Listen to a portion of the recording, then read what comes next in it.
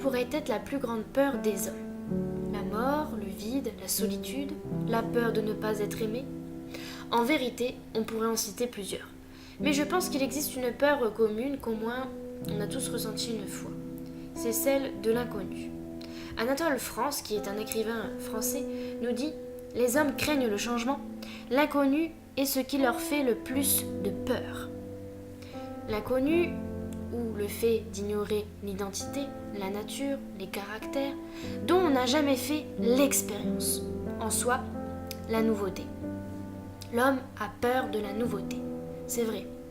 Quoi de mieux de rester à l'abri de ses limites? Quoi de mieux de rester dans son petit confort? Celui qu'on a choisi parce qu'on le connaissait déjà, par le biais soit de notre entourage ou le confort qu'on voit de loin et qu'on se dit qu'il est rassurant.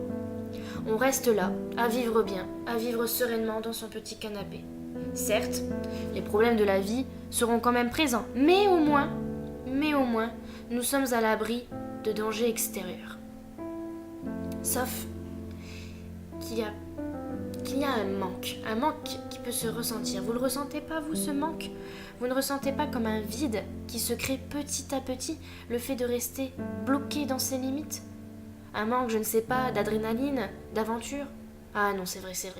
Vous préférez rester et à attendre que tout se passe ou qu'on vous apporte ce que vous avez peut-être demandé. Ah, j'aimerais tellement ceci. Ah là là, j'aimerais tellement cela. Vous ne vous êtes jamais dit ça?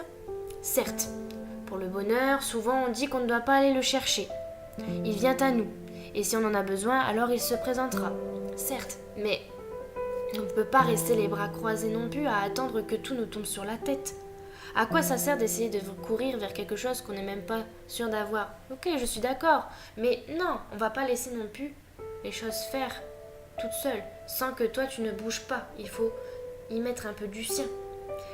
C'est ça qui me chagrine un peu aussi. Comment on peut savoir si nous sommes réellement heureux si on reste toujours au sein de ses propres limites et qu'on n'a même pas essayé d'aller voir autre chose?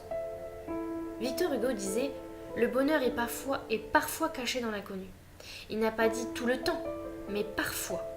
Cela veut donc dire que ça ne ferait pas de mal de sortir de notre confort et d'aller explorer certains inconnus. Partir à l'aventure, découvrir de nouvelles choses. Certains pourraient me demander « Mais quelles nouvelles choses ?» Eh bien, déjà, tu apprendrais énormément sur toi. Oui, tu vas aller au-delà de tes limites. Du coup, tu vas élargir ton champ de vision et t'ouvrir à de nouvelles choses, t'ouvrir à de nouvelles perspectives. Et est-ce que, en allant justement dans ces interdits, enfin, tu as dit interdit parce que tu avais peur, donc tu vas mettre un mot négatif dessus. Mais justement, si tu changeais ces mots et que tu le transformais en mots positifs, en des zones que tu ne connais pas, eh bien, est-ce que tu vas risquer de souffrir durant ces voyages dans ces zones? Probablement. Mais un écrivain, John Green, dans son roman Nos étoiles contraires, nous dit « Comment connaître la joie sans souffrance ?»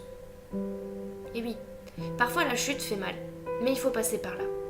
L'avantage de tout ça, de ces chutes qui font mal, c'est que ça va vous permettre d'en sortir plus fort et de vous en sortir plus grand.